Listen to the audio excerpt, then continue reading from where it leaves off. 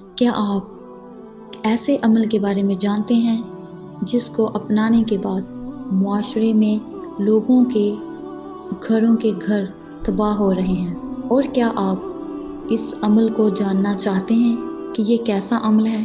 और क्या आप ये भी जानते हैं कि इस अमल को करने से इंसानी ज़िंदगी पर क्या असरात मुरतब होते हैं और इंसान किस कदर इससे नुकसान उठा रहा है? इन सब सवालात के जवाबात जानने के लिए मेरी ये वीडियो आखिर तक ज़रूर देखिएगा। वलीद बिन अकबा, जिन्हें नबी करीम सल्लल्लाहु अलैहि वसल्लम ने एक मुसलमान कौम के पास ज़कातो वसूल करने भेजा था। हज़रत वलीद को इस कौम से ख़तरा था। वो समझते थे कि वो लोग इन्हें कत्ल कर देंगे। चनाचा वो रास्ते से वापस आ गए और कहा कि इन लोगों ने ज़कात देने से इनकार कर दिया और वो मुझे कत्ल करना चाहते हैं। चनाचा आपने इनसे लड़ाई के लिए लश्कर तैयार किया और इन पर चढ़ाई करना चाहिए, लेकिन लश्कर के इन पर हमला करने से कबल वो ज़कात लेकर आ गए। नबी करीम सल्लल्लाहु अलैहि वसल्लम ने इनसे दरियाफ्त फरमाया। उन्होंने वलीद की बात की तकज़ीब की और अर्ज़ किया कि ना हमने इनको देखा और ना इन्होंने हमें देखा है। और इन्हीं के बारे में कुरान करीम की दर्ज झेल आयात करीमा नाज़िल हुई। तर्जुमा: ऐ ईमान वालों, अगर कोई फासिक आदमी तुम्हारे पास कोई खबर लाए तो तुम तहकीक कर लिया करो। ऐसा ना हो कि कहीं तुम नादानी से किसी कौम को ज़रर पहुंचा दो और फिर अपने किए पर पछताओ। जो शख्स पेशाब के छींटों और नजासत से अपने कपड़ों और बदन के बारे में नहीं बचता, वो भी बदबातिन और फासिद खबीस अकीदे वाला है और अल्लाह के इस फरमान मुबारक की मुखालफत करने वाला है। और अपने कपड़ों को पाक रखिए और बुतों से अलग रहिए। ऐसा शख्स खड़े होकर पेशाब करता है जिसकी छींटें इसके पाँव पर पड़ते हैं। इसका पेशाब इसके पाजामे में जज्ब होता है। वो और गधा दोनों एक दूसरे के भाई हैं। शैतान इसका मजाक उड़ाता है। ऐसा शख्स दीनों आदाब की हदूद से निकल जाता है। ऐसी कौम के साथ मुशाबहत इख्तियार करता है जिनका आखिरत में कोई हिस्सा नहीं और ना इनमें शर्म व हया मुरव्वत पाई जाती है। और वाकई जब इंसान में हया और शर्म ना हो तो वो जो चाहे करे। ऐसा करने वाला आम तौर से नमाजी नहीं होता और अगर बिलफर्ज वो नमाज पढ़े भी तो वह नापाक होता है। नजासत इसके जिस्म और कपड़ों पर मौजूद होती है। वो इस लायक होता है कि अल्लाह ताला इससे कब्र में अजाब दे और कबीरा गुनाहों के मुजरिम के साथ उठाए।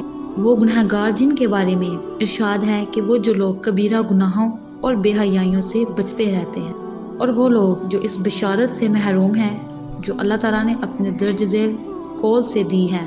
अगर तुम इन बुरे कामों से जो तुम्हें मना किए गए हैं बचते रहो तो हम तुमसे तुम्हारी छोटी बुराइयां दूर कर देंगे और तुम्हें एक मुकर्रर मुकाम पर दाखिल कर देंगे। जो शख्स लोगों के उठने बैठने की जगह और रास्तों में पेशाब करता है वो खुद अपने आप को नुकसान पहुंचाता है और खुद को दूसरों की गालम गलोच और लानत का निशाना बनाता है। और ऐसा शख्स लोगों की नज़र में गंदा शुमार होता है। वो लोग इसका ये फेल हकारत की नज़र से देखते हैं। ऐसा शख्स अमराज के फैलाने का सबब बनता है। इसकी वजह से वो जगहें मालूस हो जाती हैं जहाँ से लोग गुजरते और उठते बैठते हैं, जहाँ इनकी निगाह पड़ती है। इस शख्स की मिसाल बिल्कुल इस शख्स की तरह है जो हर जगह थूकता और नाक संकारता है, ना किसी मजलिस का ख्याल रखता है और ना किसी और जगह का, बल्कि बसा औकात किसी सामने खड़े होने पर गुजरने वाले पर भी थूक देता है, जिसकी वजह से इसके कपड़े या जिस्म गंदा हो जाता है और इस शख्स को अपने जहरीले लौब दहन का निशाना बना लेता है। अदाब और ज़ौक़े तस्लीम इंसान पर यह लाजिम है कि वो अपने जिस्म से निकलने वाले मवाद और रेजिश को लोगों से दूर रखे और जहाँ तक हो सके उससे छुपाए। जिस्म मस्जिद में थूकने को गुनाह करार दिया गया है और इसके दफन कर देने को इसका कुफारा बतलाया गया है। नबी करीम सल्लल्लाहु अलैहि वसल्लम ने मस्जिद की किबलागाह की जानिब थूक या नाक की रेजिश लगी देखी तो आप नाराज़ हो गए।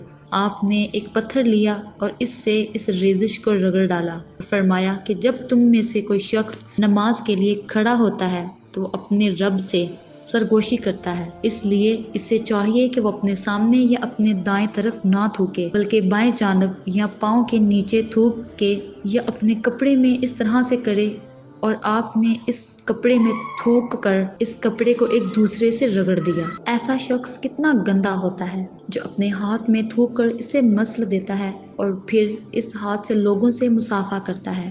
और हाथ धोने से कबल इसी हाथ से खाना पीता है। और खड़े होकर पेशाब करना इसलिए ममनू है कि इससे नापाक होने का खौफ होता है, या ये कि इससे शर्मगाह और दूसरों के सामने खुल जाती है और ऐसे शख्स की तरफ लोग बुरी नज़र से देखते हैं। लेकिन अगर ज़रूरत हो तो खड़े होकर पेशाब कर सकते हैं। चुनाचा ये बात साबित है कि नबी करीम सल्लल्लाहु अलैहि वसल्लम की एड़ी में एक जख्म था, जिसकी वजह से आपके लिए बैठना मुश्किल था, तो आपने खड़े खड़े ये ज़रूरत पूरी की। हमारी दिली दुआ है कि अल्लाह ताला हमें ऐसे नेक अमाल करने की तौफीक अता फरमाए जो जहन्नुम में जाने का सबब ना बनते हों।